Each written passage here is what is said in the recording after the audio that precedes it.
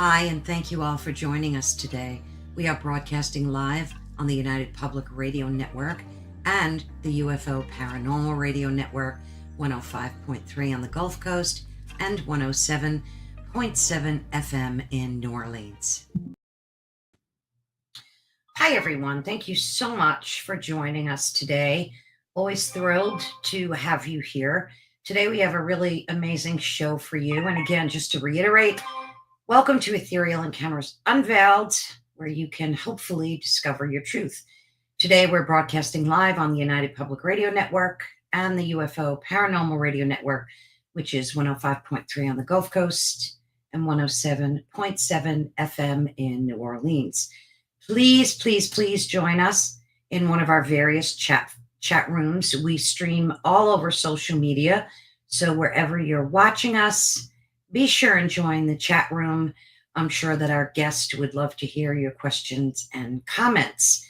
Today, we're welcoming Peter Panagore, and it's truly a privilege to have him with us again. His work and experiences, particularly in the realm of deep spirituality, near-death experiences, Christian mysticism, and more, have resonated with millions of people across the globe, and hopefully will provide us with a deeper understanding of life's profound mysteries. We're eager to delve into these fascinating topics with him today, and perhaps even touch upon what it means to live in the world as a spiritual alien. So without further ado, let me bring him. Hey, how you doing? Doing well, thanks. How are you today, Carol Ann? Thanks for having me on again. Oh, it's such a pleasure. Always a pleasure. I have to say that our last conversation, I mean, I've watched a lot of your content, and the last conversation I had with you was so riveting. And so it literally stayed with me for a good 2 weeks after the conversation. Yeah, I kept, replaying it and just listening to what you experienced in your NDE. And I know you've told that story so many times, but it's an integral part of, I think, your journey. Am I correct? It's the focal point of my entire life from the day that it happened until today.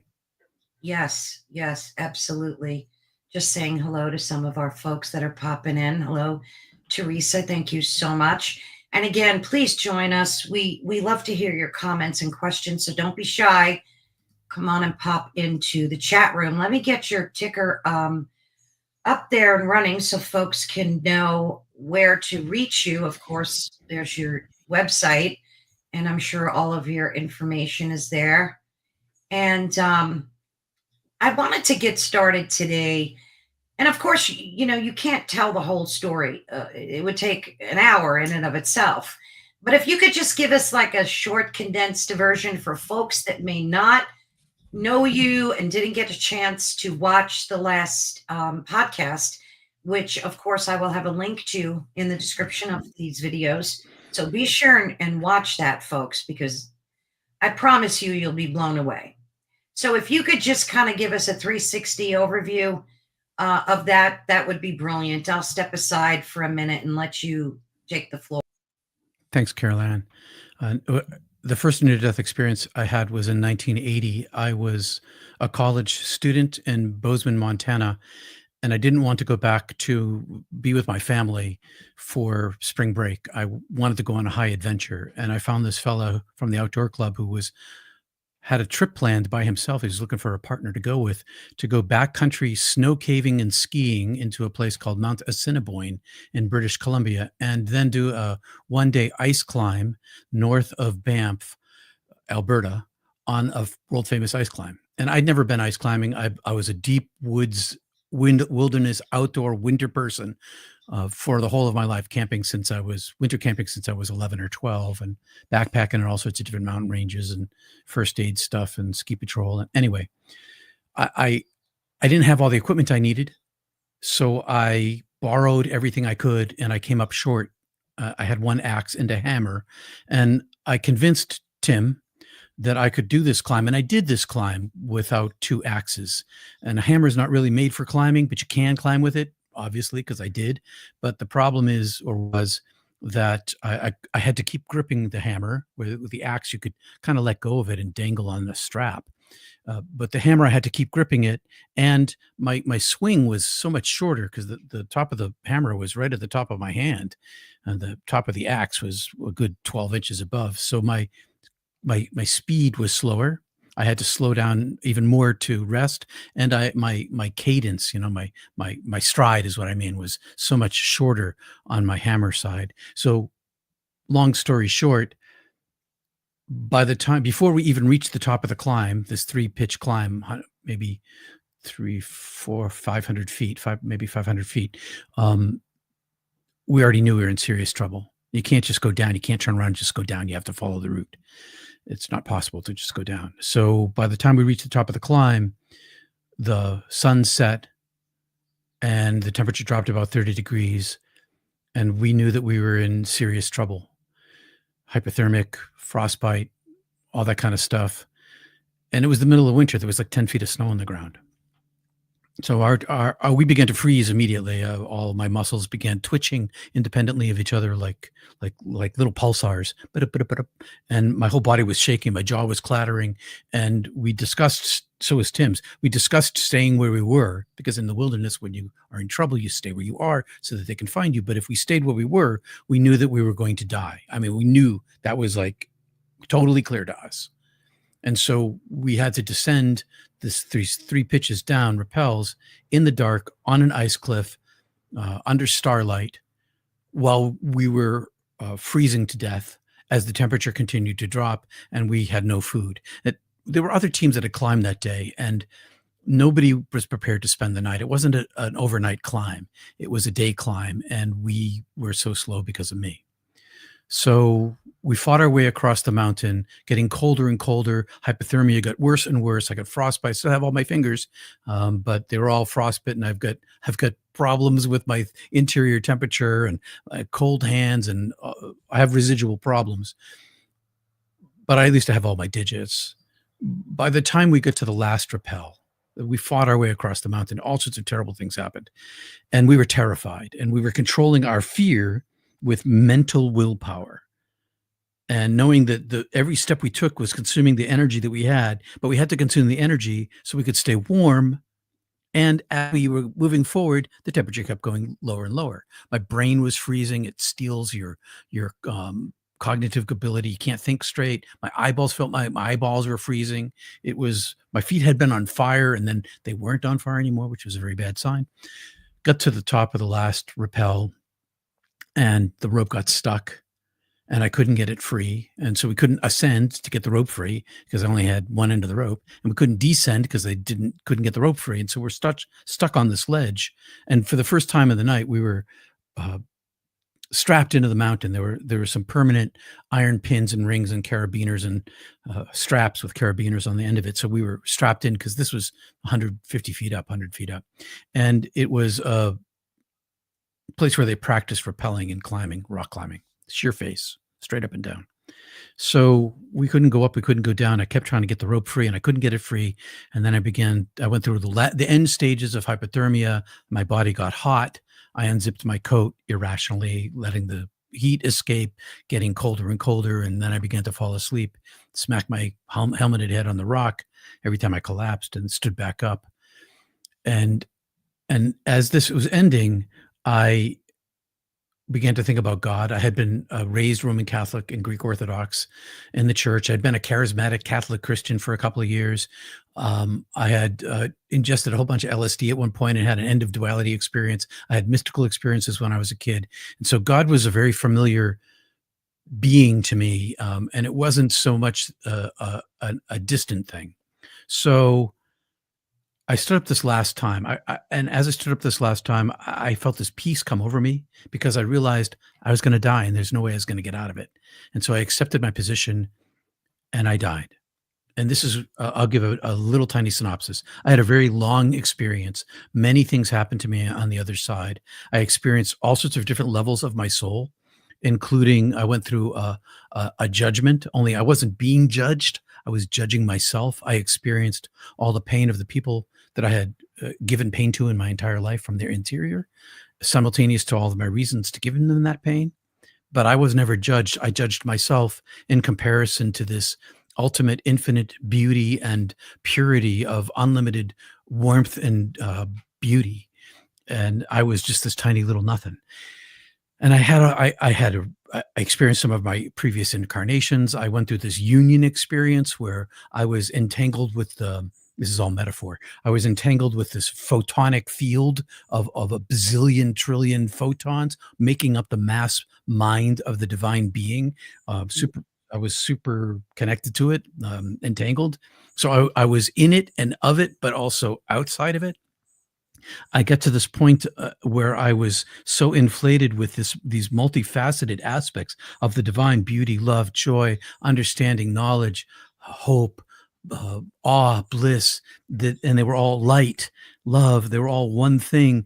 That any more of it I would have been eliminated. I would not have had any self left. And as it was, my connection to Peter was severed. I wasn't Peter anymore. I was my higher self. I was like an orb of consciousness, a ball of plasma where my being was, my thinking was, my mobility. Lots of things happened. I could keep going on and on, but I'll end it there for now. And with this is that I chose to come back. I had this opportunity to see the divine spark of light inside of every single living person on earth. And my parents, who were suffering some terrible events in their lives, which is why I didn't want to go home. Not that there was no fixing the problem. My presence there wasn't going to help. But I saw their lives with me and without me. And I saw their lives without me. If I died and stayed dead, the tragedy was like a nuclear bomb going off in their life. And if I came back, it was just terrible, just plain terrible, but not destruction of everything. And the divine kept speaking to me, no sound, no voice, telepathically, without language. You can come home now if you want to, but you don't have to.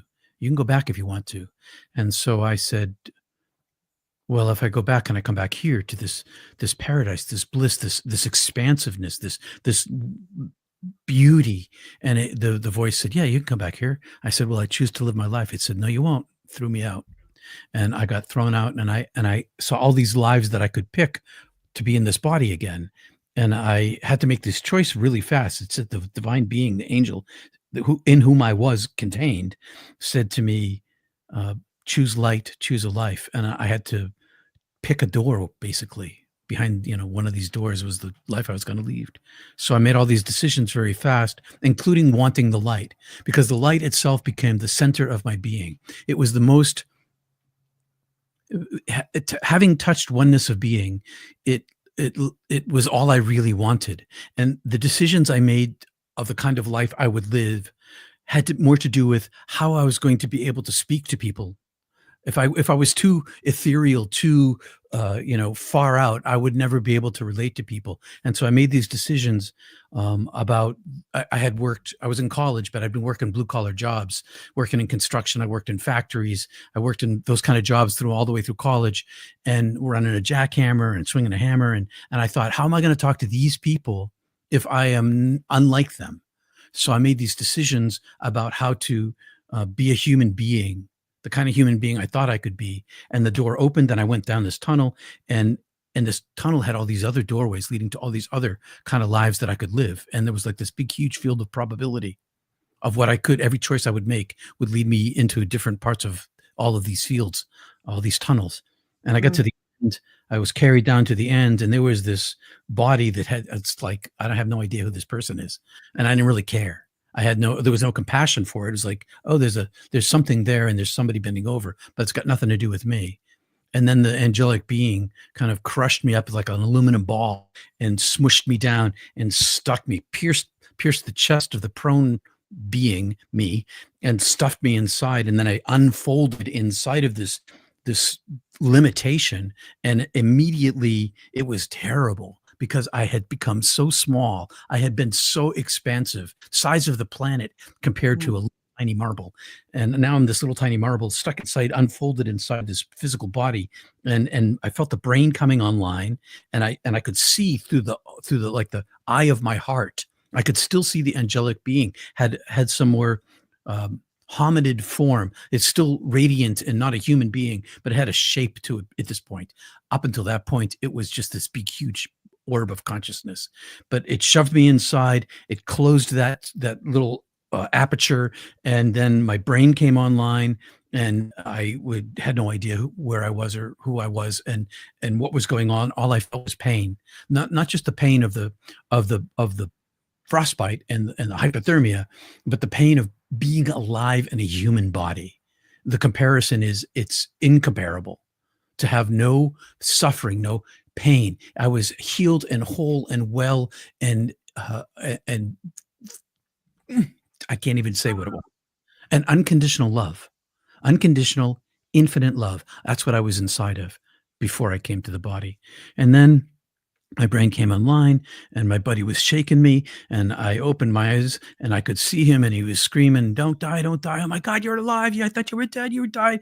I was going to die." And he's crying and he's screaming, and he pulls me up, and the rope, after a while, I came to myself, and he told me to pull the rope. I pulled the rope, and we descended, and we were just across the Icefields Parkway was our car, his car. So we got out of our tent and we did all the hypothermic things. I came back like, I know what I'm doing now. I know who I was, but I also was completely a different person. Like, I still knew my first aid. I still know how to do wilderness stuff, but I was living above my body, sort of looking through it, and everything around me, including Tim, and was radiant light. There was light pouring through everything, and everything was simultaneously light, but it was also like this flimsy, terrible onion paper that's black, and everything was like fragile and less than, and it's ugly to me in comparison to this unlimited beauty. So from that day on, I was an entirely different person and lived an entirely different life than I would have lived otherwise. The way I understood it was, my life was over.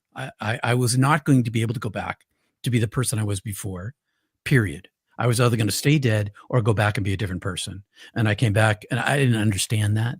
I came back, and I'm a totally different person. I still have, still allergies and dyslexia, and I've got problems and advantages like a human being. I still have all those things, and all the memories I had growing up, but I'm like living inside of this thing. I'm living inside of it, and I know that I am. And so I began a long 40-year journey. Quick enough.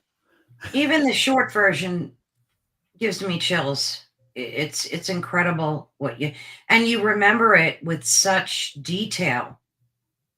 Well, there are reasons for that. The first thing is, I used to wonder when I first came back, how could I remember anything when I didn't even have a brain? I mean, how does that work? That's right. And so my soul somehow carried it back, which to me means there's some sort of interface in my brain. What that is, I don't really know. But the thing about it is that near-death experience in my life anyway, it's a gift that keeps on giving. And the more I contemplate it, the more I rest inside of it, the more I remember. And sometimes it comes in these big, huge flashes, and sometimes it's just this trickle. But when I came back immediately, I didn't even understand where I had been. I knew that this wasn't reality. I knew that was reality. I knew that I had been there. I knew that I carried back this energy with me. It was all about this energy field. I was in an energy field. It was an energy field inside of me. There was an energy field in which I was living. It was all this energy everywhere all the time, and I was too. So it became completely unforgettable. I couldn't not remember. I couldn't shut it off. It was always present. And you weren't such a particularly spiritual person back then. Am I right? Well, I was sort of. I mean, when I was a kid, I had my first mystical experience, out of body, angelic. The same angelic being that came to catch me when I was dead was the same one that showed up when I was 5 and took me into a place wherein I was a light body, and in heaven, in the orb of the consciousness of the angelic being, which is also part of God or the divine self. And I had this experience where I remembered that I had a deal. I made a deal on the other side. And the deal was that I was going to work for the divine for the whole of my life. And I knew that I wasn't a human being. At 5 years old, I came back into my body. I'm like, oh, this is new. And then I had a whole bunch of these experiences, maybe 5 or 6 of them right through the year before I died, including that LSD thing. But that was just one LSD event. I had all these other experiences of being captured, taken by this angelic being and brought into the divine self and sort of prepared for my near-death experience. Now, all that said, I did go to Catholic high school. I was raised Roman Catholic and Greek Orthodox, but I was also, I was a pot smoking acid eater when I was in college too. So it's like I was a kind of a walking contradiction. I wasn't a druggie. I wasn't always stoned, but I definitely enjoyed my college years. Yeah, typical. I mean, Yeah. typical. Yeah, exactly. So after now the buddy that you were with, he didn't experience anything. No. Mentioned nothing. You didn't see any difference in him. Nothing really. He didn't die, and he was an atheist. So the whole way up, I was reading the Transcendentalists and the Romantics, and I was already kind of into reading the Tao Te Ching. And he's like on the drive from Bozeman up to Calgary, and he's like, let's not talk religion at all. I think that's a lot of hooey, and so let's just take that off the table. So I, never talked to him about it. And he didn't die, so he didn't have this at all the same experience I did. Yeah. Yeah. Incredible. Now, what's your relationship just with humans in the past? How long ago was this? 30 years ago? It was 1980. Yeah. So it was a long time ago. So how has your experience been dealing with human beings? How has it changed? Well, the first thing was dealing with me as a human being, breathing, eating, having to use the toilet and walk and do physical things was completely bizarre to me for the longest time. Just walking was like this. I have to make this machine move in order to be mobile instead of just thinking and moving. And pain and so there's just the reality of being stuck inside this physical form as a human being. And then everybody I met was radiating light. Everybody and I knew that they couldn't see what I could see.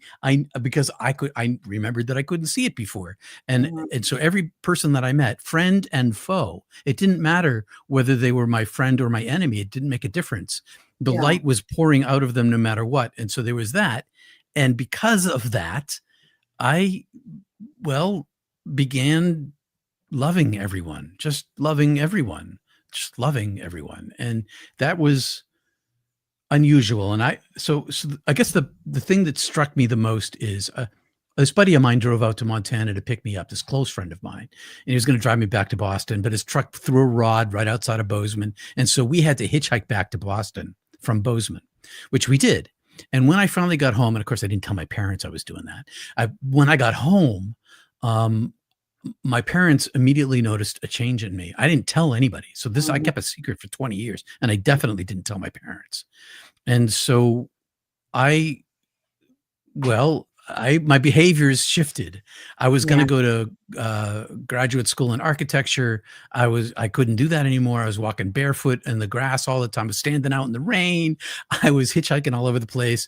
I was being kind and compassionate. And that's the thing my parents noticed the most. Yeah, I was just going to say, if I remember from that conversation, your parents did notice, but they didn't say it for a while, right? No, I didn't even know that until maybe 10 years ago.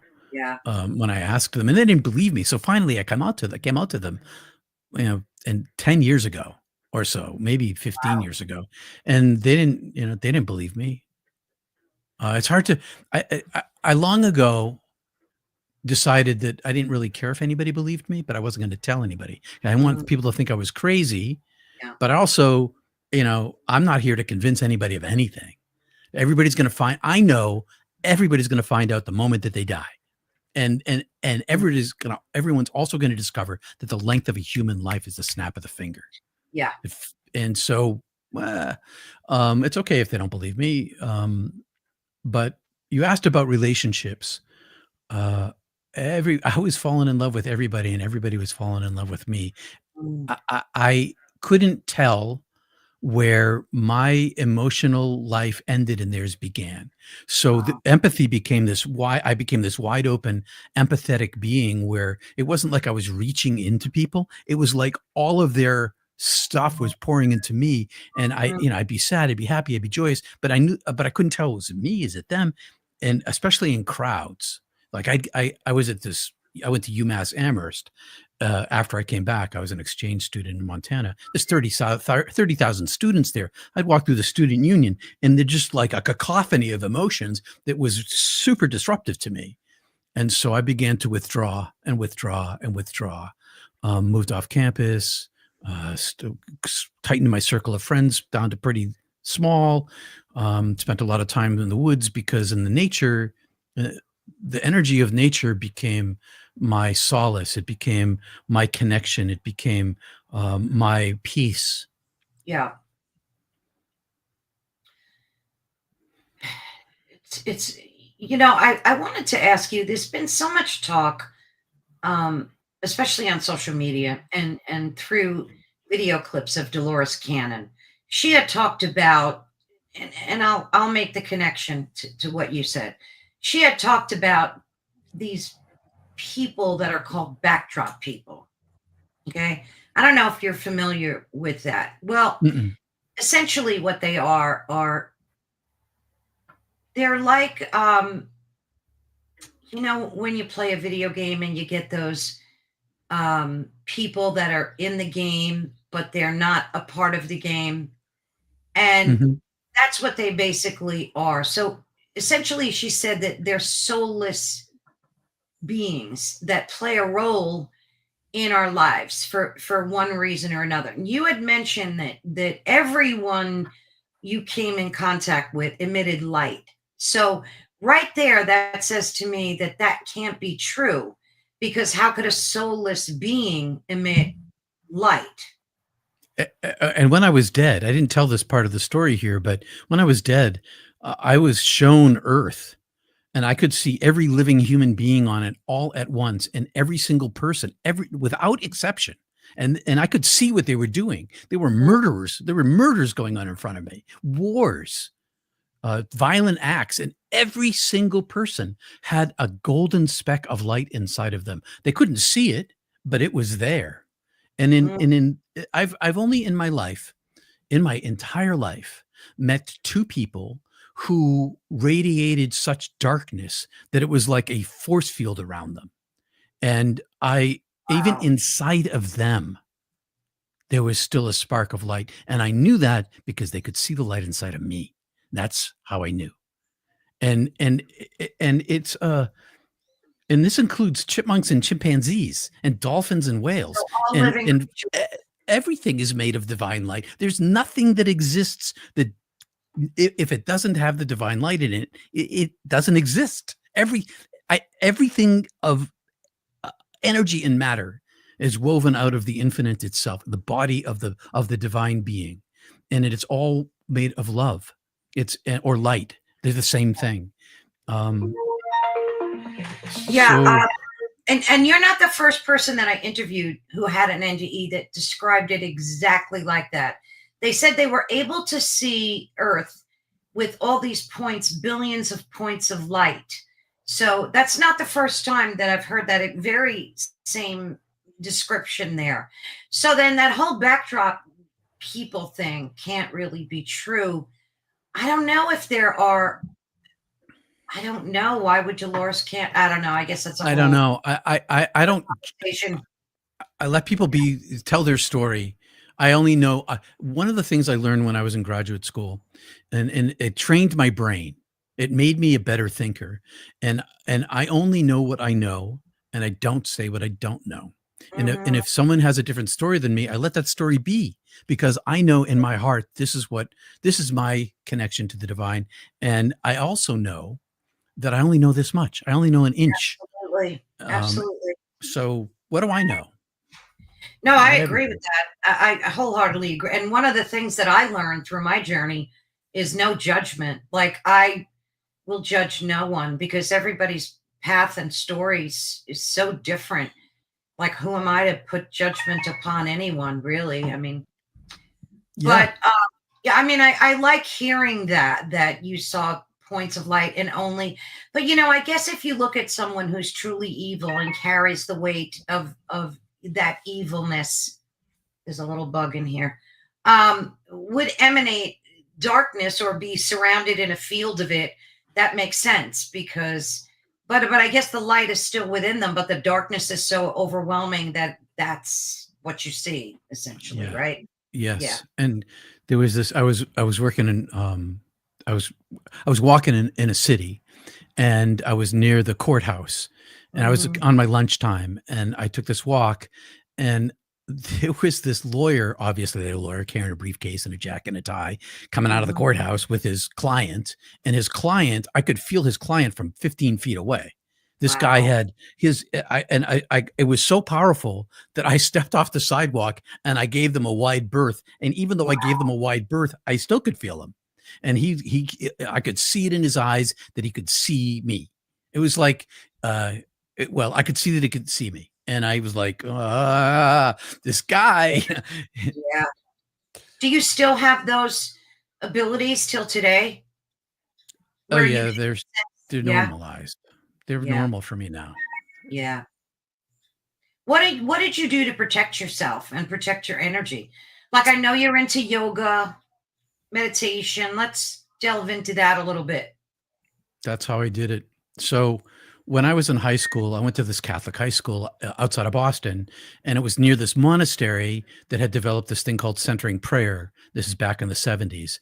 And one of my religion teacher, my senior year, went off to the monastery and learned how to meditate. This is like right after this LSD thing that happened to me, where I had an end of duality experience. Like God is inside of everything, and it was all screaming the I am out loud to me, and I could hear it. So it was transformative for me. So immediately I began this meditation within a couple of months. And I found that in meditation, I could quiet my mind and sit in the dark stillness. But the dark Mhm. stillness isn't like bad, it's just quietude. And so after my NDE, I immediately, within a couple of weeks, left on this nationwide theater tour, 24,000 miles with this college based theater thing. And I withdrew from the company. I didn't ride in the van. I sat in the back of the pickup truck by myself, meditating most of the time. And so meditation became my centered place, because what I discovered was the the only place I felt normal was sitting next to or in my soul. Mm. And when I was out in the world, I was always sort of disrupted. Nothing felt real to me. So then I got to back to UMass Amherst that next year, and I was studying mime. I was a mime in this theater, and my mime teacher was the student of Marcel Marceau, and Oh, Marcel wow. Marceau taught hatha yoga, and so my Oh, class had hatha yoga in it, new exposure for me, and I began the hatha yoga practice. And in that practice, he showed me how, he showed the class how, only I was the only one who like felt it, how to find a prana, a chi ball, a prana ball. It was physical for me. And so I began this practice of yoga combined with meditation. And I found that the deeper I went on my inside, the more balanced I was on my outside. But I still had this emotional empathy permeability problem. And it took me a long time to figure out how to deal with it. A big part of dealing with it was like withdrawing. So I just yeah, kind of stayed away from people. And yeah, even though I was going to school, went to grad school, was working in an office, I still pulled away as much as I could. Eventually, I learned that if I could close it off, I could shut it down. But if I shut it down, it was like closing my eyes. Suddenly, I shut this thing down, and now I'm blind, because this perception turned out not just to be with my eyes and the the emotiveness of people, of their energy coming into me.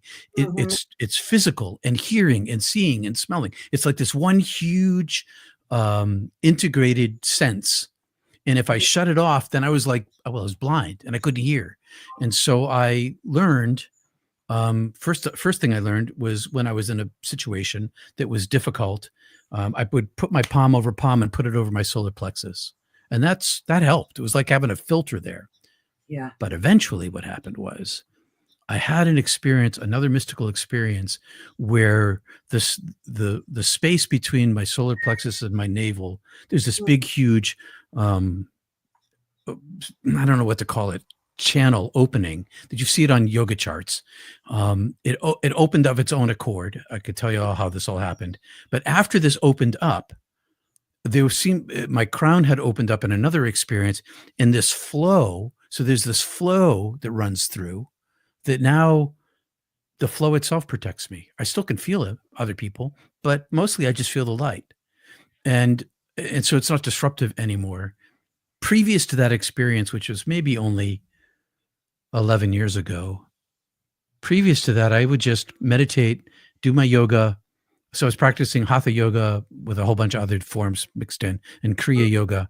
And I would just fill my tank up every day. I'd fill my tank up every day, and then I'd expend it during the day. And when I was done, I was out.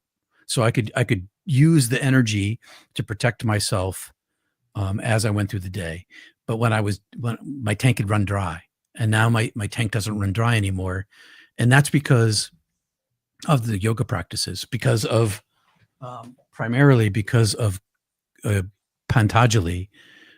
This is Yoga Swami Satchidananda, but the book is the Yoga Sutras of Patanjali, a 3,000-year-old book, which became a guidebook for me for my interior practice, which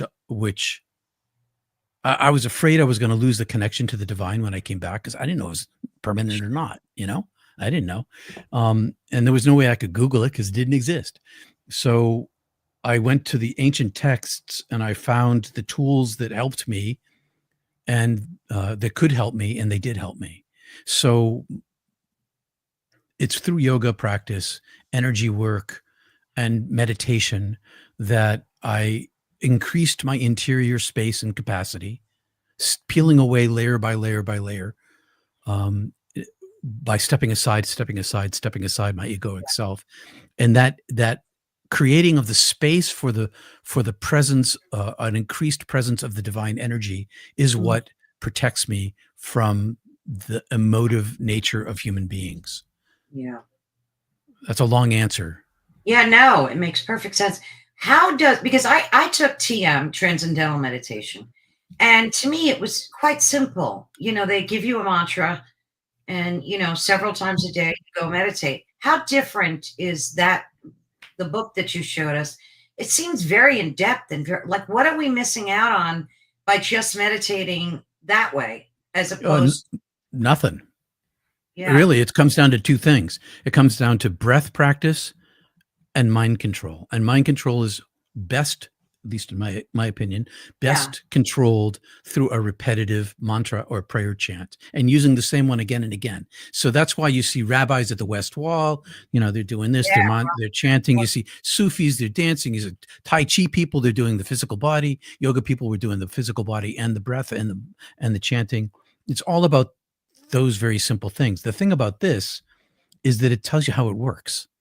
It's like a technical book for your car. It's like, I know I put the key in and I turn it on and I drive and I put gas in it, but how's the whole thing work? This is like the how it works thing.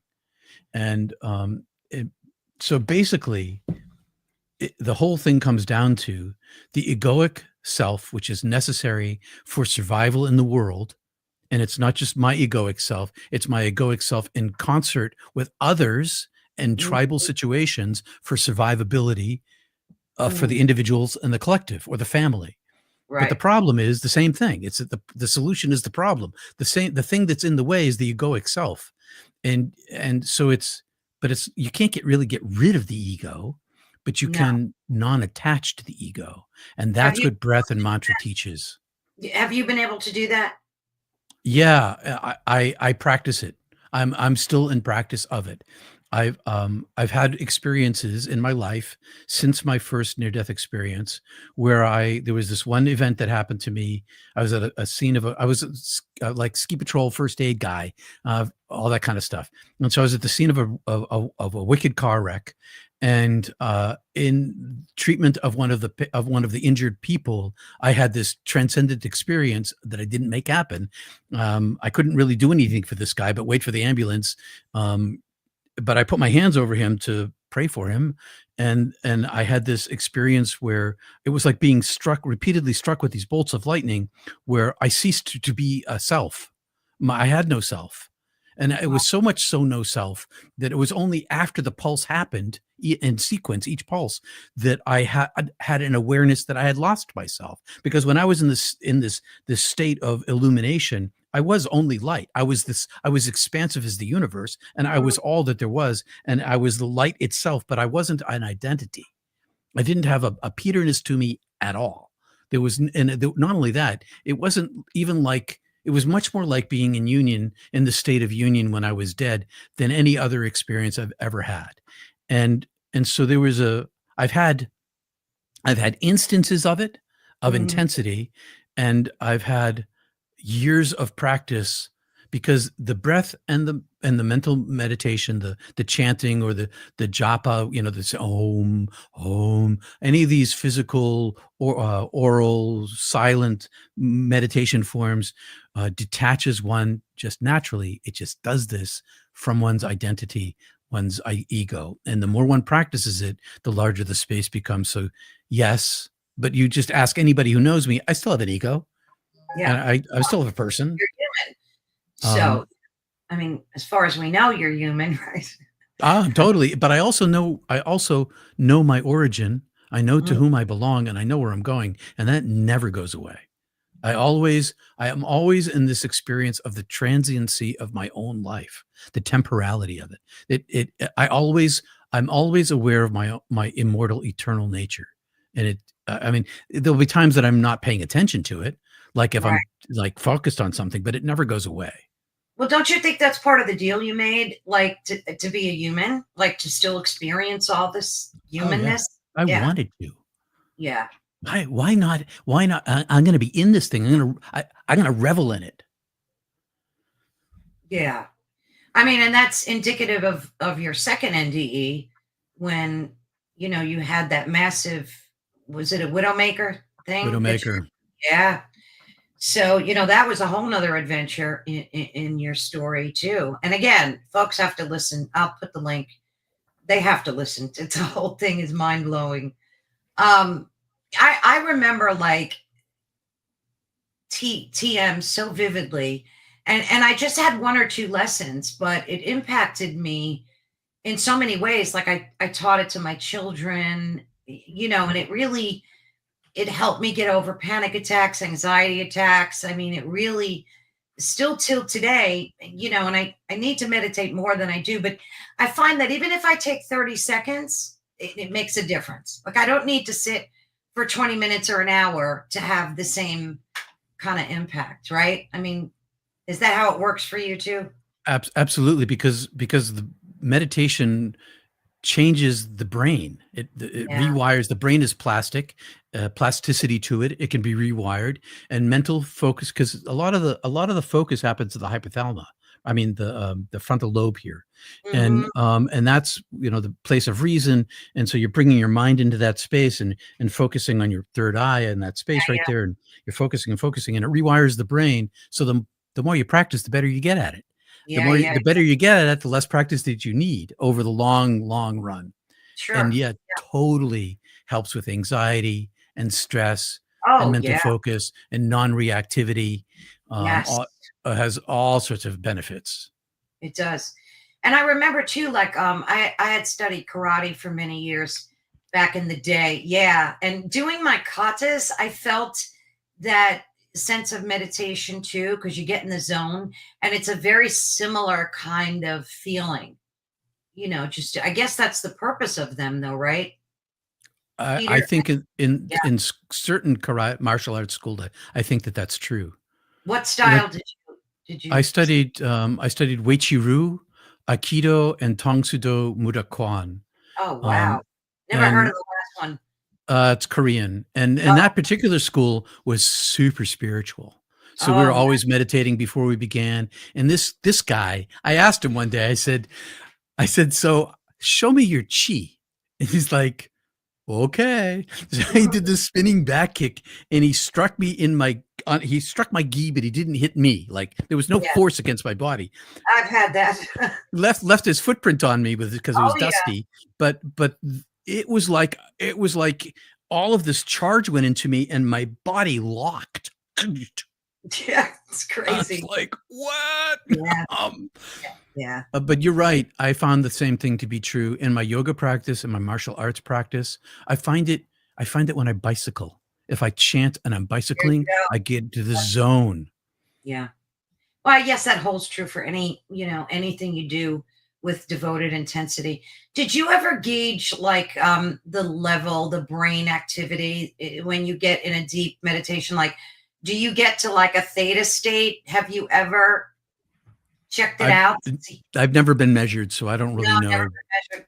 No, I looked in about a year ago. I looked into buying a helmet, but I was like, I don't really need one. So, um, I I know that I go very deep. I haven't had my alpha, beta, theta Yeah, measured, I so was I don't really curious know. because I mean, I guess you're not a master, but what would you consider yourself? I mean, you've been studying it for decades, so I consider myself a perpetual student. student, yeah. I'm always a student, but I do know that I through my energy work, my interior energy work, chi and prana, Holy Spirit, whatever you want to call this, life force energy work, that I can use it. I use Mm, it in my life. yeah. I had this circumstance. I don't like try to. I don't use it aggressively. I don't use it. Um, I don't use it unless I have to. And Yeah. so I was in this circumstance in another city, late at night, on my way to a concert with a bunch of my friends, when a potentially violent person accosted us with violent language and aggressive behavior. Oh, And jeez. I was able to uh, pull the woman he was confronting away. And as we were walking away, he began to follow me and this friend of mine, this wife of this dear friend of mine. We're this big group of family, this friend group. And as he's screaming and yelling at me, calling me all sorts of names and telling what he's going to do to me, he was using racist terms. Mm, You think I'm a this, you think I'm a that, you think I'm a this. And I'm like, no, I think you're a human being, a mm, human being.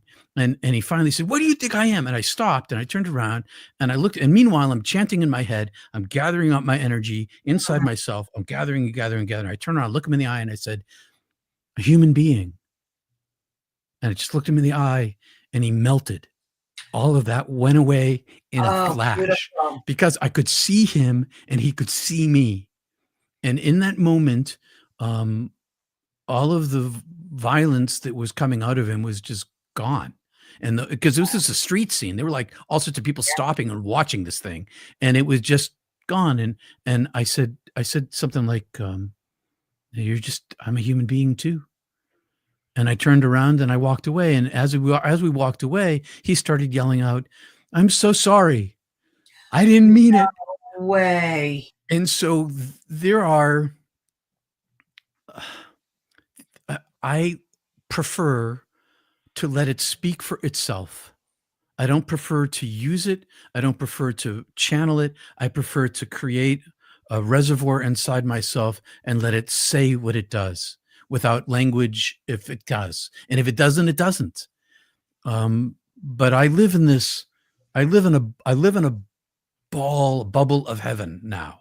And one of Mhm. the things I became a Christian minister. I went to divinity school. I Mm, hid in the church, the United Church of Christ, so I could study my esoteric stuff, and nobody would really bother me. Meditate, nobody really cared. They wondered about me, but they didn't really. It was okay. And so I I came to this understanding that what Jesus was actually saying, and this is in the Gospel of Thomas, Gospel of Mary, even in the Gospel of John and in Mark, but mostly in Thomas, he's teaching that the light of the divine is inside of us. And that Mm, when you make your eye single, as it is in Matthew, your body will be filled with light. And that's what I've been pursuing.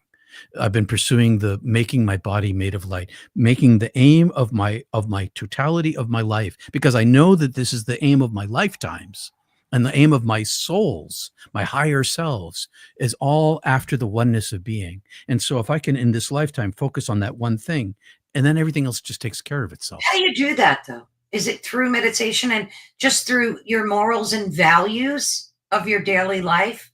Yeah, those arise from the connection, the interior connection. It's not like they come from the compassion that one connects to. Mm, And so, um, but yeah, so there's this cyclical thing that happens. The mhm, action on the outside, the action of kindness and compassion, which mhm. doesn't mean being a milk toast. It Right, doesn't mean being a doormat, because sometimes compassion is for one person, but that means you have to defend another person. right, right. And so it's not always what it might appear to be, but the action on the outside feeds the heart on the inside, and the Mhm, inside heart feeds the outside heart. There's this it feeds the outside action. There's this thing. There's a book called the Peshitta, and the mhm, Peshitta is basically a long lost Aramaic version of the Bible, which likely predated the Greek Koine versions of it, and it's mhm. still used in the Syriac churches in the Middle East, and it goes back to the earliest centuries. In the Aramaic versions of Jesus talking, when he says, "The kingdom of heaven is within you," and it's reflected in the Greek. It's also among us, but in the Aramaic, there's no difference between the interior and the exterior. They are one heaven. And so when one develops the heaven inside oneself, it's naturally produced on the outside or connected to. And the one more connects it to the outside, it's naturally connected to the inside. And so then you get a bunch of people like the Franciscans, who were monks, St. Francis of Right. Assisi, and and what did they do? They lived lives of service, poverty Yes. and service, and so Yeah. their action of servanthood in the world was deep spirituality that impacted their hearts. So it's this great example of living light on the outside, feeding light on the inside, living light on the inside, feeding light on the outside. But you don't do you think we need to live a life of servitude like a monk in No. order to yeah, I don't think Nah, so either, right? nah. You can. You don't even need to meditate, because the moment that you die, you're going to find out. You're Yeah. going to like and instantaneously you're going to be like, oh, I'm not a body. Oh, my goal with all of this is I don't want to come back here or Yeah. anywhere. I don't want to be in Me this universe either. at Yeah. all. And maybe I will be. I mean, I don't know. I don't know. But Yeah. but what I'm finding is people are always, what's your purpose in life? What's your mission? What's your call? It's what Jesus was trying to tell us, what I think the Buddha was after, and Hafez the same, and Rumi. It's to embody the light itself, to become a vessel of the being of the divine here and now, not in well, I won't go in the negative. I'll just say it in the positive, in a humble, open-hearted way. And the more that I try to practice that, and Yeah. I got kids and grandkids and a wife, and I've lived a life. I'm not perfect by any means, but the more I practice this, the more I live inside this heaven here now, the Yeah. stronger I am in my ability to, well, be a light in the world. Mm. And it's not even my light. Do you think we're born that way, pure light, and then we just kind of, by being in this meat suit, we kind of get polluted along the way? And do you think that's intentional? Like, because I often wonder, why couldn't we all just stay in that state? And like, why do we have to go through this journey? And then you hear, oh, it's for life's lessons, it's part of your journey. You need to suffer, all this stuff. I don't know. Sometimes I just wonder, like, why couldn't we just be that way? and then you hear, Because it'd be oh, heaven sin. then. Yeah. I mean, it can make you crazy. Yeah, it would be heaven. If this was perfection, it wouldn't be here. And it's not just humans. We are so self-centered humanity. We are Oh, like, yeah. we suffer. The crow suffers. The raven suffers. Yes. The green crab suffers. Everything, the planets in the center of our solar system, pardon me, our galaxy are being sucked down by a supermassive black hole. I mean, the whole thing is built on consumption of other things, and that involves suffering. But the whole universe is structured this way. The whole, and so that's one thing. And the other thing is, when I was dead, I knew everything I wanted to know. Everything I want. There was a period of my NDE where after I saw the universe, I was like in the middle of the universe. I was like, I want to know everything about it. I want to know about atoms and molecules and quarks and photons and babies and biology. And I knew all of it. I didn't bring any of that back with me, except for I know that I knew it. But in terms of this being a school, I think this is a school of learning to channel light. That's how it is for me anyway. And when I was dead, I knew everything to the capacity of my brainless soul could absorb. And while I'm here alive, my job for myself, maybe it's self-assigned, but I don't think so. I think it's what I came back with, is to reorient my perception toward the oneness of being. And the more I reorient my interior perception to that, the greater I am, the more able I am to cope with the vicissitudes and trials and tribulations of the world and suffering. And is suffering necessary? Well, I'll tell you that only when an alcoholic hits rock bottom, when they left their house, the kids, the wife, the job, they've lost everything, then they awaken. And so suffering does have this impact that can help people awaken. And is that a purposeful thing? I don't really know. All I know is that there's no point in asking the question, why is there suffering? Shake my fist at heaven. Who's ever got an answer for that? I mean, even Nietzsche tried. No one gets the answer. I mean, you can't help but wonder, especially when you see the suffering of children. I mean, that gets you. Or animals, like the innocent, like that gets me. Or domestic violence, or rape, or genocide, or murder. It's the only beauty, the only salvation is that it ends. There's an end point to it. Such a great point, because and this too shall pass, right? And this too shall pass.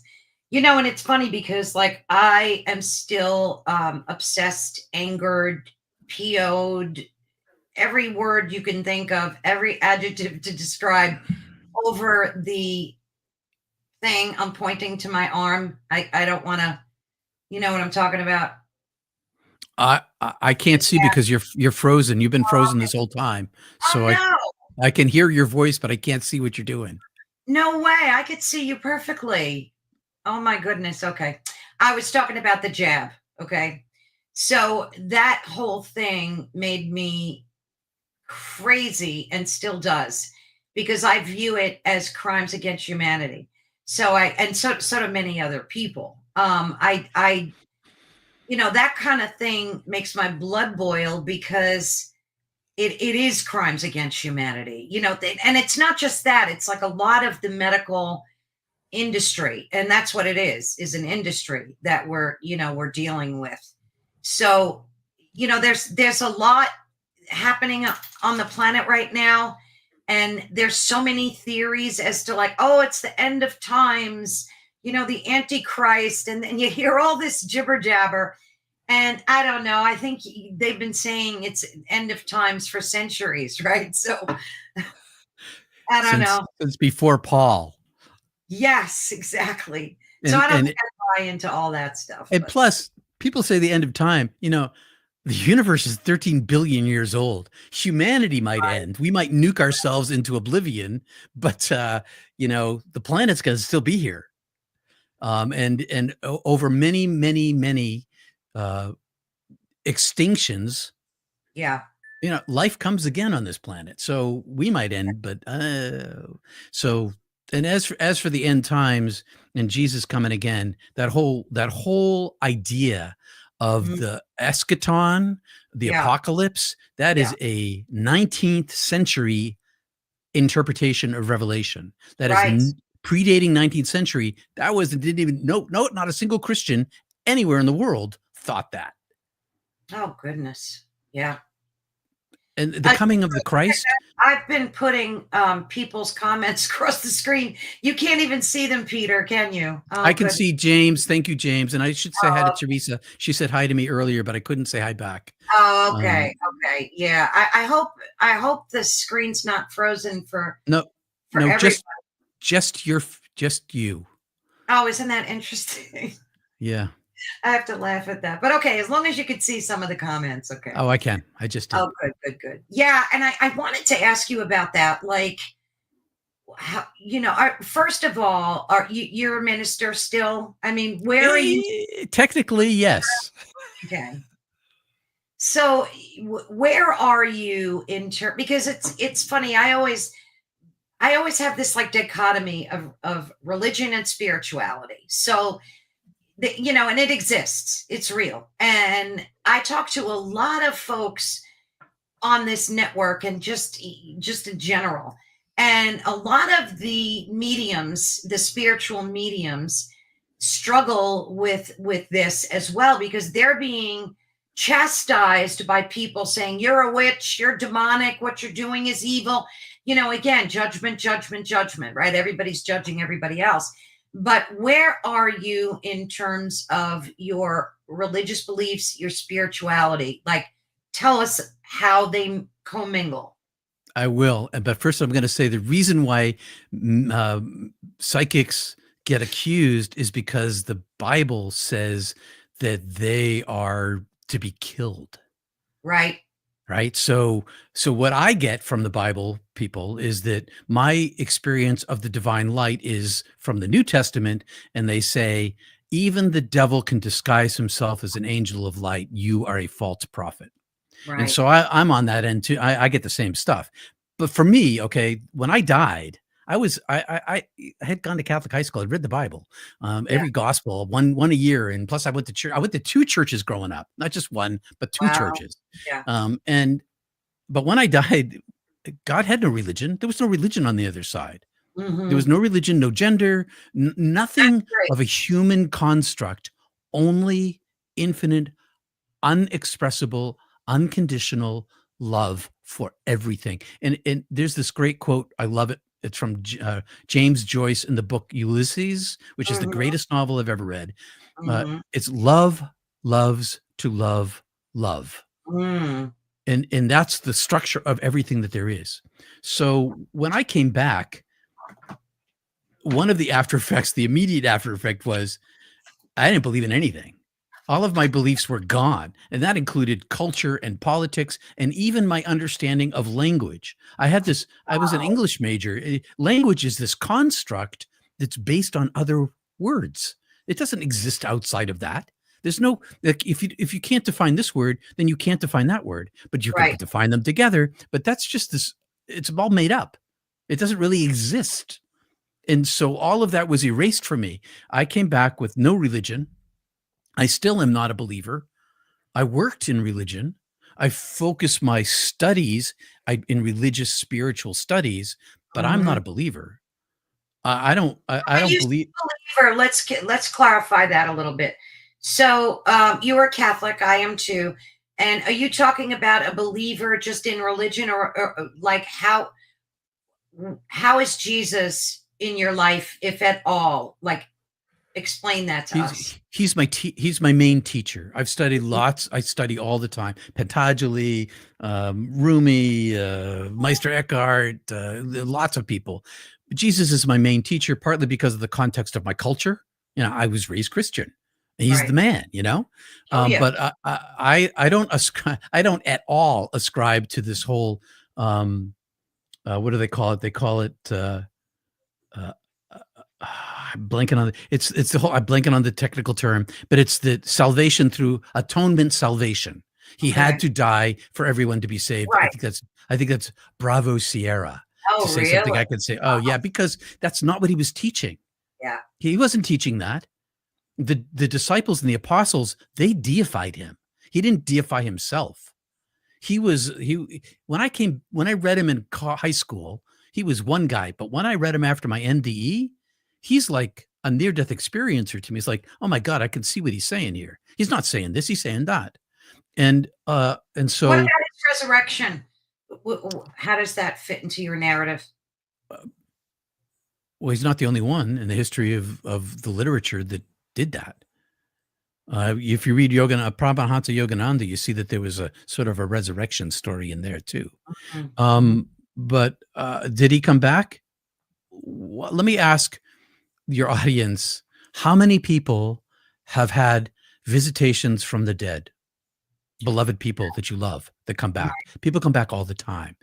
Did he raise from the dead, and did he have 40 days, and did Thomas stick his finger in the hole and in the side? Maybe. I don't know. It doesn't matter to me. No, No. it doesn't matter to me at all. Why doesn't it matter to me? Because I'm not a believer. I know that the divine is real. I know that love is real. I know that the light inside of Jesus was reality. I know that his experience on the mountaintop, where he became a body of light, with his disciples, that probably happened because I see people being light. Why Right. not him with this super intensity? Um, he tried a bunch of different ways of teaching people. He in the Gospel of Mark, if you look at it, it's this awakening story, and he shows up, and what's the first thing he do? First thing he does, he's like making miracles. I'm going to make miracles, and that's going to convince Right. people. But then people only want the miracles. So then he Yeah. thinks, I should probably teach people. So then he begins to teach people, and they still don't get it. So what he does is he lets himself get killed, and then he manifests himself after so that they can see him. Mhm. And I think that that's real.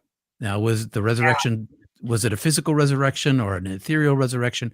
Theologians have been debating that back since the first century. I don't think it makes a difference. No. Yeah, I love that answer. So when it comes to religion and spirituality, they've kind of merged for you in a sense, right? Sort of. Sort of. Mm. I'm what's called a syncretist, and Mm. I pick and choose the parts of the scriptures, and other scriptures around the world that resonate with each other. So when I read the Upanishads and the Bhagavad Gita and I compare it to the Gospels, I find points of contact Yeah. Oh, where they I talk about the same thing. And so I work in religion, but religion is I think that have always been mystics in the history of the world. I know there have been, Mhm. and the mystics have always, when you strip away the language and the cultural context, you find that they're all talking about unity, Yeah. oneness, singleness. And for me, that's where it's at. And it's not about believing in that. It's about Right. the practice of eliminating my attachment to myself to become that. Yeah. Yeah, because so many people define themselves by their religion, and it ends up like causing more of a rift in humanity than it does unifying us. And that's heartbreaking when you think about it. Because at the end of the day, it's exactly what you said. It's exactly Here's a crazy thing. Okay, yeah, so we people know about that Jesus is in the mythology of modern Christianity, that Jesus will come again with all the angels and fight the good fight, and there'll be right. 1,000 years of peace. Did you know that in Islam, at the end of the world in their mythology, Jesus comes to help them? Jesus is on their side. And so Mm, even the mythologies of the end times are in opposition to each other. And that's just craziness. It's it all is. about power, and It is. it's all about power. And The same thing with politics too. You know, the whole narrative of politics and legacy media and the role that they play with each other, the whole thing is a joke on humanity. You're supposed to pick a side. The same thing with religion. It's like pick your poison, which I don't know. It makes me nuts. But I also wanted to ask you. You mentioned about how you live as a spiritual alien. So, like the idea, because I love that term, and it can refer to like a few different concepts, right? So often you can relate that to like a feeling of disconnectedness from the world around I'm you. sorry, Carol Ann, but you're breaking up and I can't. You want to pop out and pop back in? You think that would help? I'm sorry, Carol Ann. You broke up and I couldn't hear you. Okay, could you hear me now? No, yeah, I hear you now. You were popping Okay. in and out. Could All you right. say all of that again, please? Yeah, I was going to say, do you think it might help if you left and popped back in the channel? Do you think, or because I on my I think side everything's perfect. I don't know if on my people side everything's perfect. is it? That's so weird. What in God's name is going on? Except for you. Yours Yeah, that's frozen. weird. Otherwise, it's all working. So could you say what you said again? Yeah, no, I'm just reading some comments. They say that everything's good on their end too. I don't know. This is technology. Okay, so I'm going to repeat. You can hear me now, right? Okay. Yes. So you mentioned to me earlier that you experience living as like a spiritual alien. And this is just my perception from, just thinking about those words in and of itself. So like the idea of being a spiritual alien can refer to like a few different concepts if you think about it. And like in my world, I would equate that to feeling disconnected from the world around me, or believing that there's a higher spiritual purpose or origin. And some people might interpret that as like extraterrestrial origins, where others see it like as a metaphor for their spiritual journey. So if any of what I said made sense, okay. Yeah, so I use the term to mean that I feel like in the movie Avatar, where this human being puts on basically a blue body. I'm like that. That's how I experience the world. I live inside my body. Okay. Like I'm a renter, and I'm an alien here because I know that I'm there, and everything around me is I can't not see that the whole thing is made up. All of it, everything about humanity. It's all that we've decided. We decided the name of this shirt. This shirt is colored orange. Is it Right. orange? No, it's just we Right. named it that. Right. And all of it is like that to me. And it took me a long time. You asked about relationships. It took me a long time to well, I had to mask. I had to learn to mask and pretend I was like everybody else. So I had to not be shocked when I see light spilling out of people. I had to not be shocked when I had a psychic experience where I knew what they were thinking. I had to did that. all that kind of stuff. And and so, but I'm also a UFO experiencer. I've had 3 UFO experiences. That was going to be my next question to you, honestly. So all right. So you want to get into that? And because there's a connection, obviously, right?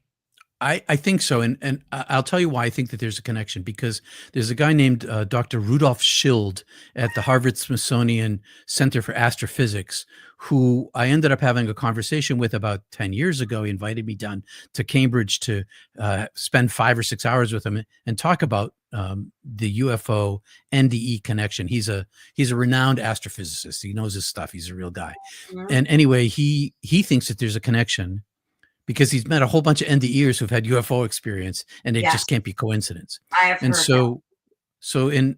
I had my first experience before my NDE. I was always kind of spiritual guy.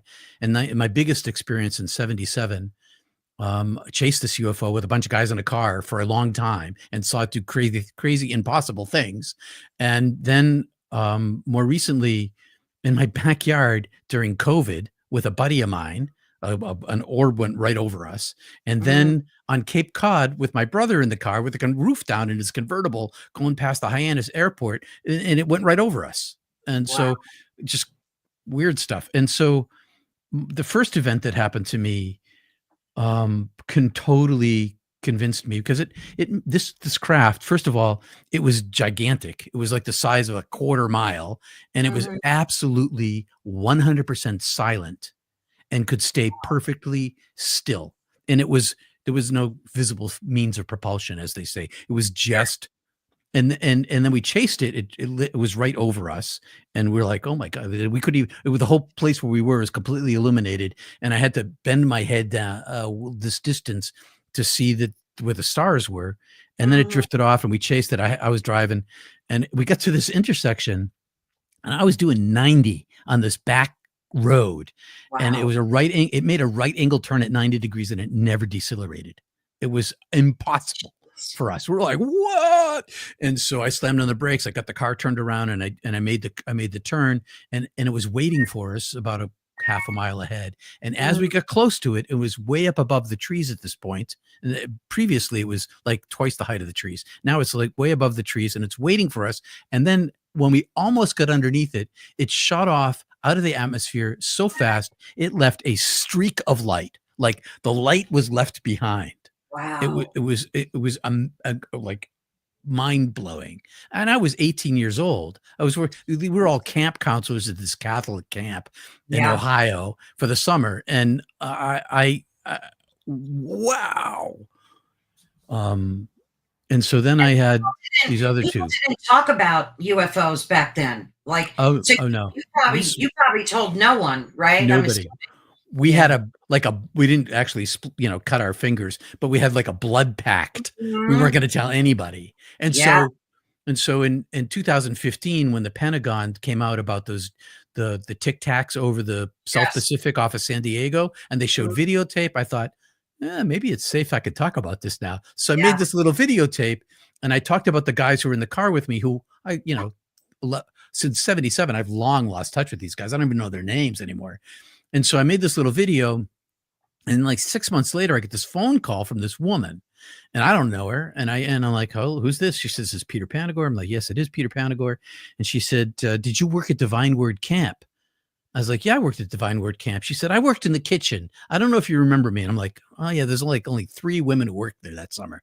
And Mm. yeah, I kind of remember you. She said, "Did you have a UFO experience?" I'm like, "Yeah." She said, "Well, the guys who were in the car with you asked me to get in touch with you so we What? could talk about it." So then I had this conversation with these 2 guys. It turns out they're hyper Catholics, and we talked about God and all that kind of stuff.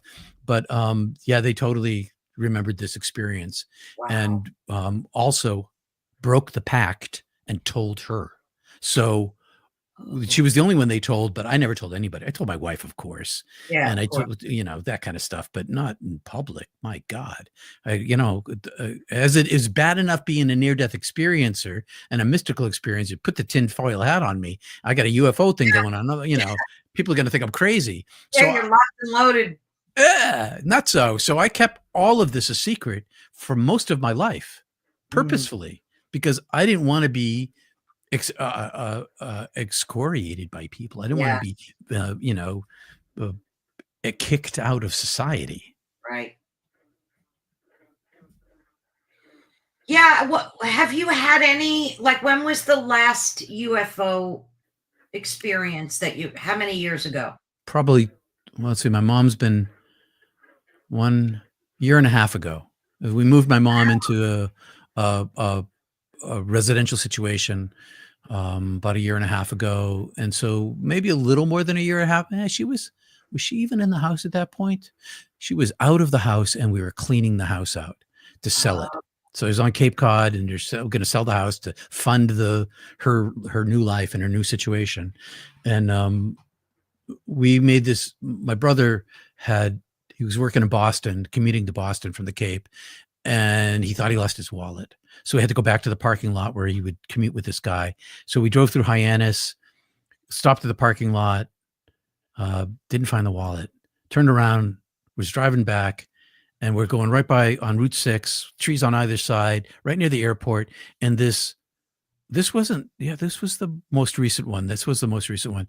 And I looked up because I'm in a convertible, and I look up, and there is a huge black Delta shaped craft going Mhm. like a half a mile. No, not even that. It was like going a foot, as just like putting along. And it Yeah. had these big, huge round lights underneath it. And it was definitely not an airplane. And No. it was 3 times the height of the trees, and it just kinda slowly went over us. And I was like, "David, Dave, look, look, look, look, look, look." And of course, he's driving, he's not looking, and he's talking, and I'm like, "Oh my god." And then this other time, during COVID, we have a fire pit in the back. I live in a rural place, and we have a fire pit, like lots of my neighbors do. We have a fire pit in the backyard. Mhm. And so this buddy of mine was visiting from Colorado, a guy I went to divinity school with, a guy I trust with my spirituality, been talking to him about it for a long time. So we're in the backyard, and we're having a beer, or I think it was wine, actually, having wine, and get the fire going. My wife's out of town. It's just the two of us. We're talking, and it's dark, and it's night. It's May, and the fire's going. And he said to me, "Why don't you strike a pose, and I'll take your picture?" So I was in a lawn chair, and I kind of lean back, and I do this like dramatic move, and I look up to kind of make a face, and right over my head is this huge round orb, and the wind is blowing like 40 knots out of the east. I live in a coastal place, and so the Mhm. wind is blowing like 40 knots out of the east, and I can see the clouds. They're flying by, and they're wispy clouds, and so I can see the stars through them. I can see the moon above them, and the clouds are above the trees, and Mhm. this huge orb is between the trees and the cloud, and it's just like going right against the wind at a very steady pace, not fighting, no visible means of propulsion, no sound. And we're like, "Oh, look at this, look at this." And my buddy, he pulled out his phone, his iPhone, and I didn't Mhm. want to take my eyes off it. He took a video. I have a little video of it, but he's not steady with his hand, so it's kind of looks like it's zigging zagging, but it's not. It's on a very straight line trajectory headed due east, perfectly against You this should have queued very it big up. I would wind. have loved to see it. Oh yeah, I've got it. I keep it on my desk, like on my computer, and like, look at this thing.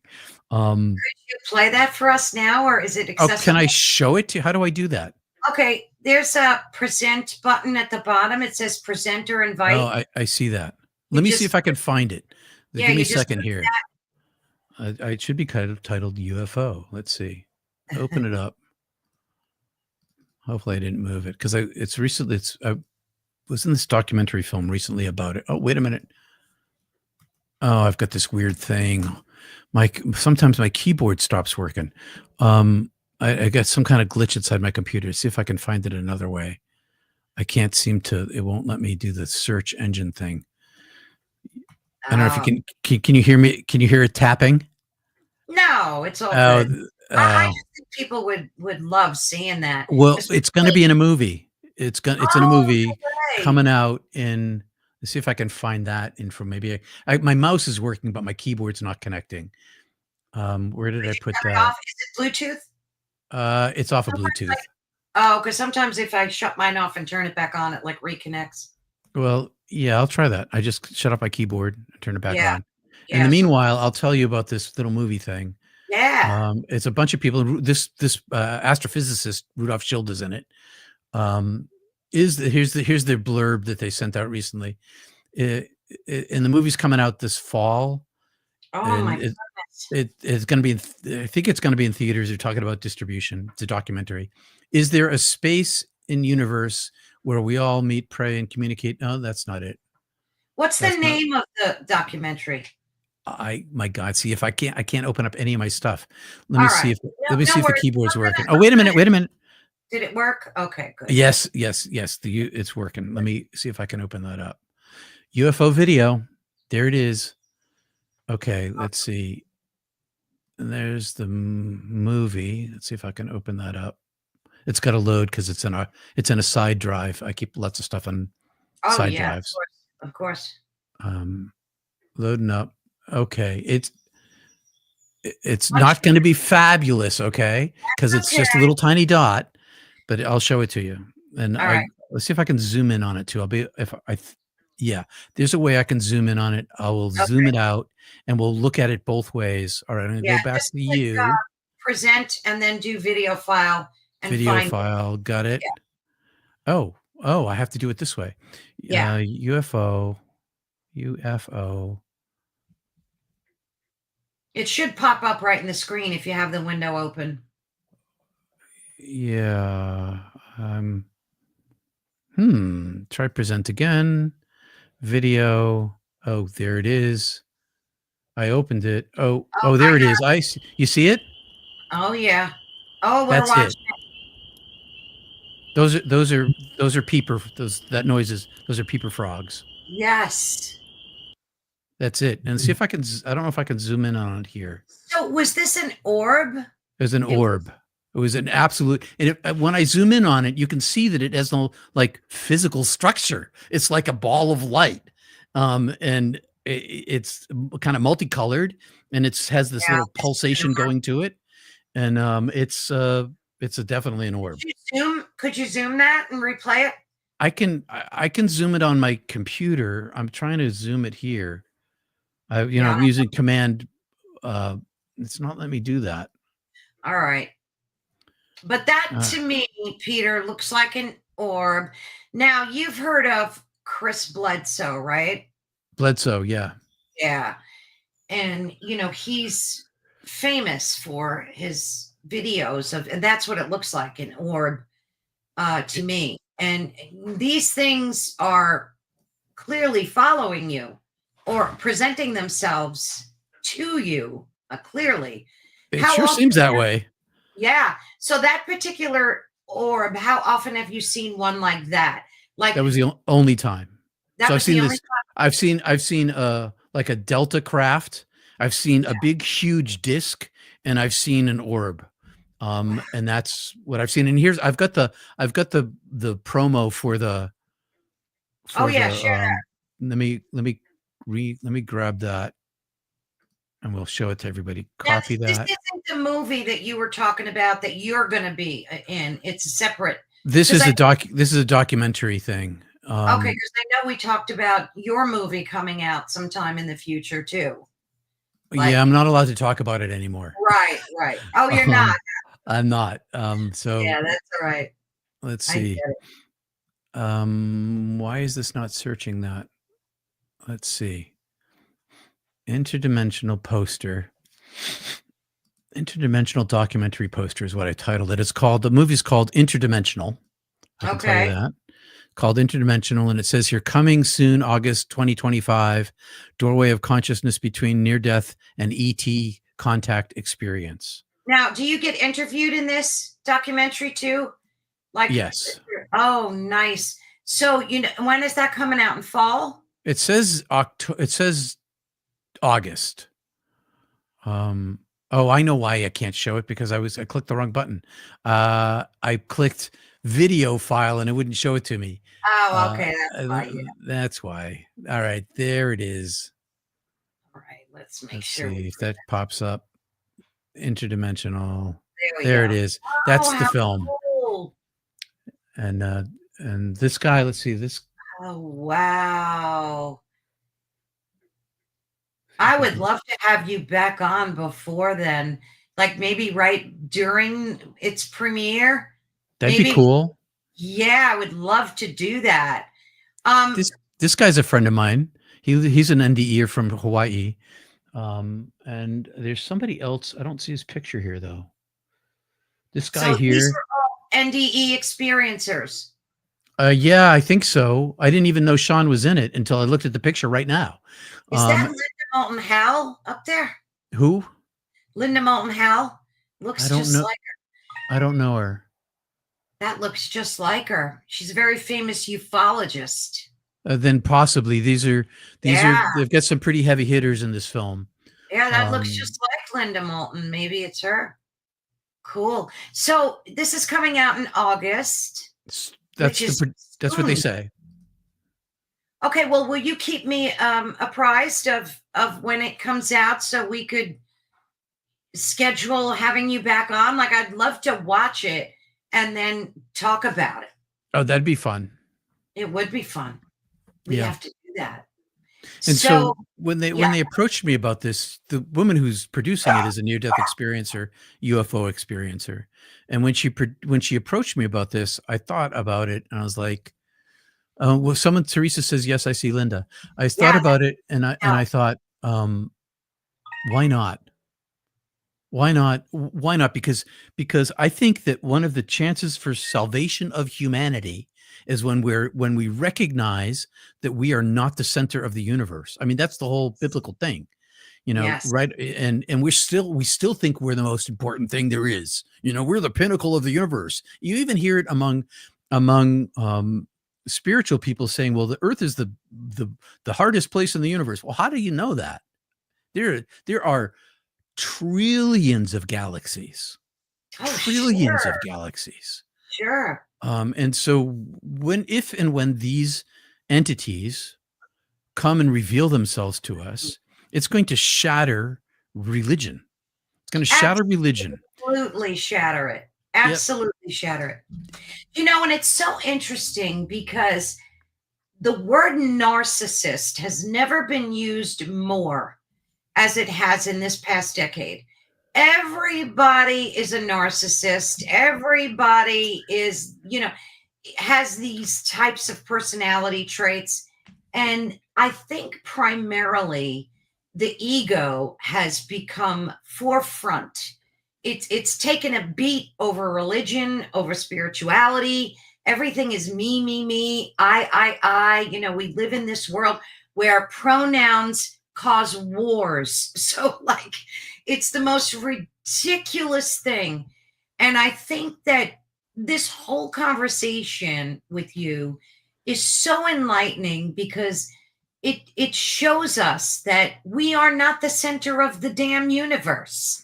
Like, we are No. not. Right, Peter? Good Lord. How important is it for you to, because this isn't easy for you either, Peter. You've had a lifetime that's so blessed and unique, full of suffering and joy and every emotion that you could think of. And yet you take the time to share your lessons, your story to people like us and many more. You have a YouTube channel, you're a creator. Where does coming, it's like you're a teacher, right, Peter? Where is that in your life? Where does that narrative fit for Peter?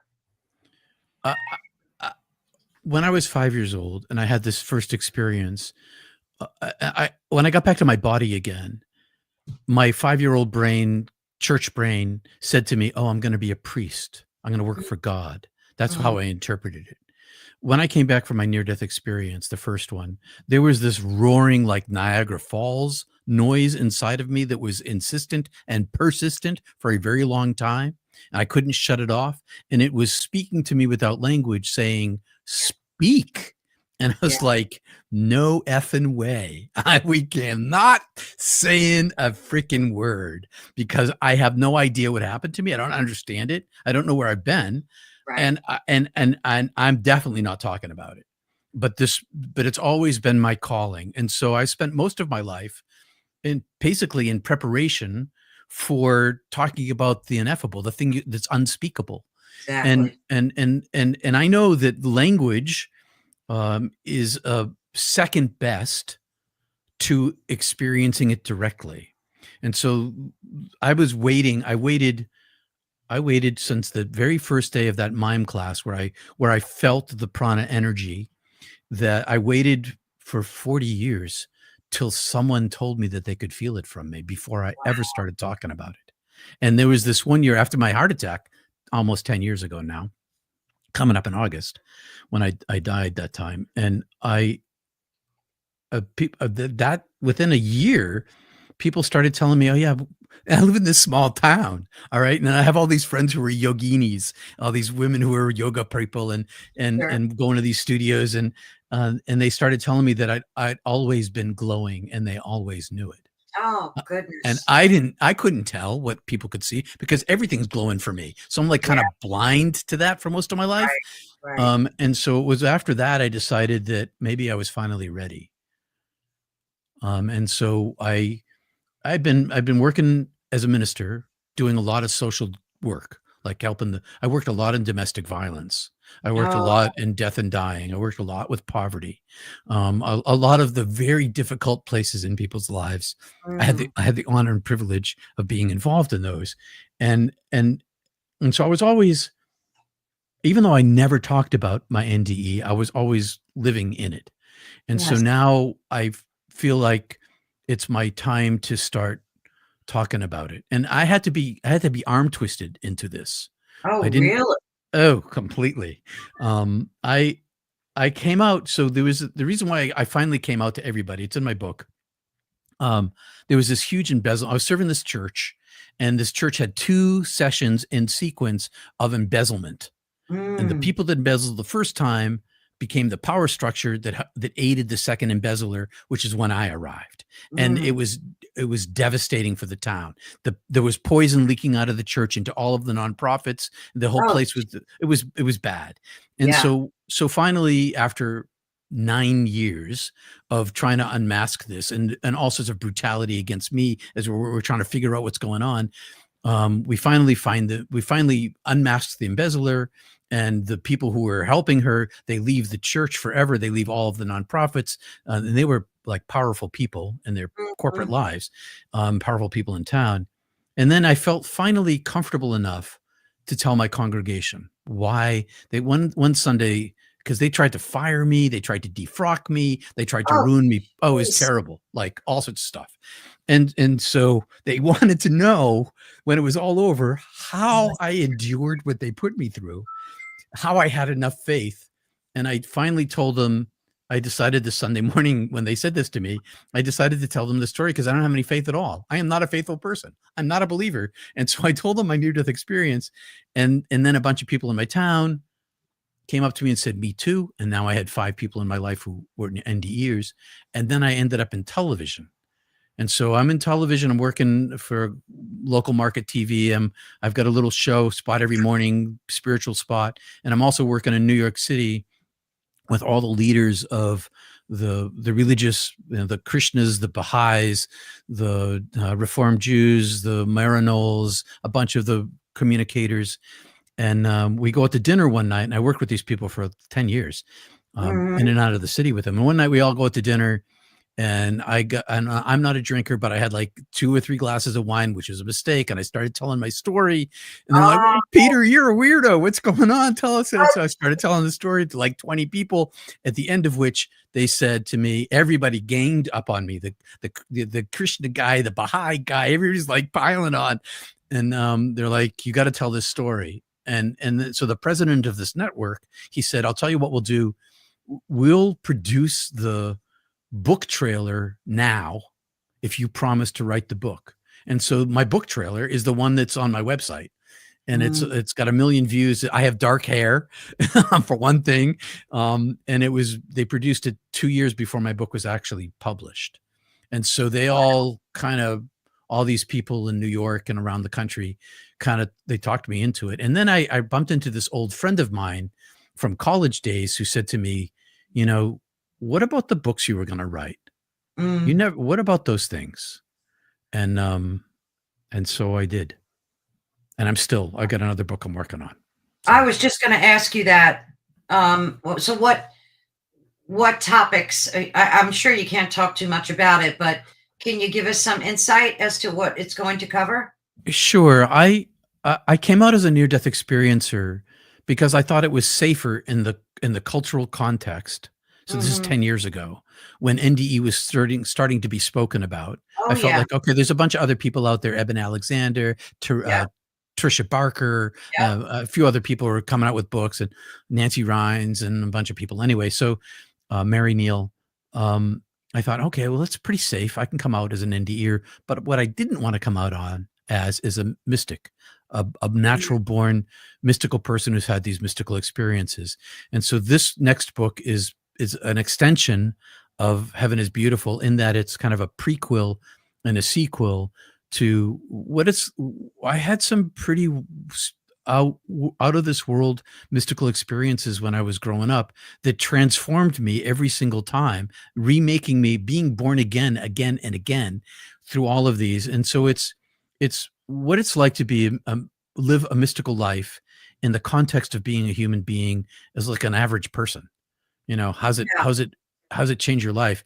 And so that's what it's about. And after my NDE, my ministry, I was working in domestic violence. I was working like with domestic violence people. Like Mm. like my life was under threat a few times. I was held at gunpoint. Oh, I've been jeez. all sorts of crazy. There were murders and murderers and arsons and all sorts of like deep in the heart of the worst of humanity. Um, Wow. and that was kind of my life was super dramatic. And my wife was really glad, really glad when I got out of ministry and I went into TV because my life was not in danger all the time. Oh, yeah. Jeez. I don't But know if I. I had enemies, people like real bad people threatening my life, threatening my family. It Wow. was But you felt that was your calling, right, at that time? I feel like I was dragged into it by the divine. Like Uh, I kept getting these churches that were like and filled with beautiful people, but also really broken in really broken places. yeah. And so my whole job was I used to call myself like if I could have a little business card that wasn't like Reverend Peter Panagore, United Church of Christ, it would be Peter Panagore, spiritual ass kicker. That's what I wanted to be. Oh, That's I on love my that. card I because love that. that's what my life was Spiritual like. ass kicker. Um, That is brilliant. Well, I can't express how much I enjoy speaking with you every time. Your book was phenomenal, and of course, they can get it on your website, right, Peter? Panagore.love. It's all over the world. It's in every country in Amazon and other bookstores. So when is your did you finish your second book, or is it in the works still? Are you still. That's so the two behind me, the gold one is the first one. That's from my television show. Oh, and that one's your second one. And the blue one is my second one. Heaven is Beautiful. Okay. And in the years that I've been working on this third book, I've written two full drafts, well, like 100,000 words, 200,000 words altogether. And I've trashed them all. I've become a better writer. I've been really focusing on my writing and as a skill and so, Mm, um, the third one, when it finally comes out, my biggest fear, and this is going to sound weird to people, I wasn't really afraid about coming out as an NDEer because I don't really care if people believe it or not now that I'm out of the sure. closet. My real fear was, are people going to pan my writing? Like, I don't want to be a bad writer. I want to be a good writer. And Right. so I work really hard on my structure, my style, my language, my voice, all that stuff. And hopefully this one, I believe that this one is going to be even better. And when is this coming out? I don't know. I've got more chapters to write. I still have to talk to my publisher, and Yeah. so it's. But I've made a lot of progress. I've spent the last, gosh, probably 5 years just working on my writing, just the style and the Brilliant. language of the writing. I read a lot of fiction. I read mostly New York Times bestsellers. I read a lot of high end literature because I want to absorb Sure. it.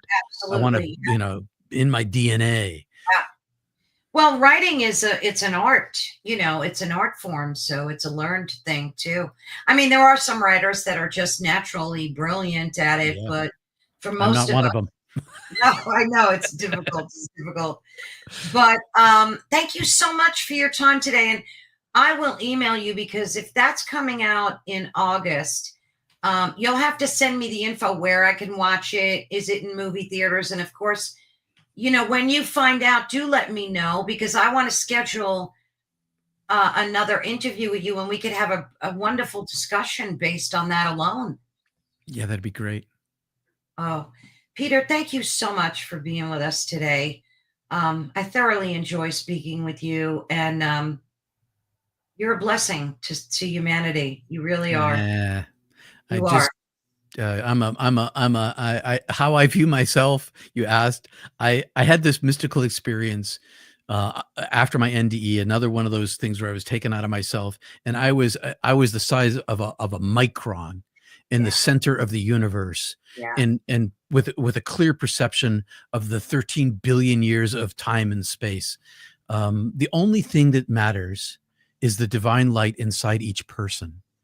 That light inside of you is not only your connection to home, it's your connection to other people and to the world itself. And Absolutely. that's what matters most. Absolutely. And I know that this whole conversation will resonate with so many people out there.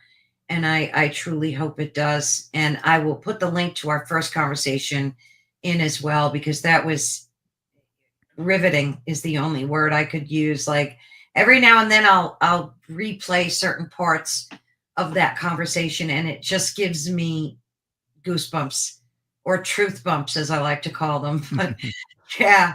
Thank you again so much, Peter. And I will be in touch soon. Thank you so much. You're welcome, Caroline. Let me know and I'll be in touch back. Oh, brilliant. Thank you. And God bless, Peter.